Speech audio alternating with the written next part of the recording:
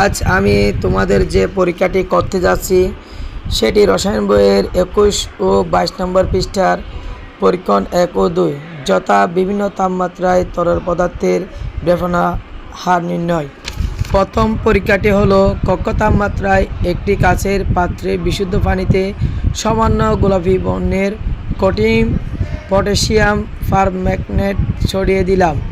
তোমরা লক্ষ্য করো, কিছুক্ষণ পর দেখবে পটাশিয়াম পারম্যাঙ্গনেট এর দানাগুলো দ্রবীভূত হয়ে গোলাপি দ্রবণে পরিণত হয়েছে। দ্বিতীয় পরীক্ষণ।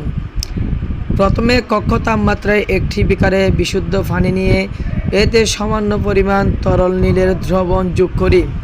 কিছুক্ষণের মধ্যে দেখবে বিকারের সমস্ত পানি নীল রং ধারণ করেছে, অর্থাৎ নীলের দ্রবণে কণাগুলো সমস্ত পানিতে ছড়িয়ে পড়েছে। এক্ষেত্রে পানির তরল পদার্থ নীলের দ্রবণ বিভূত হয়েছে। আশা করি তোমরা বুঝতে পেরেছ কিভাবে বিভিন্ন তাপমাত্রায় তরল পদার্থের ব্যাপনের হার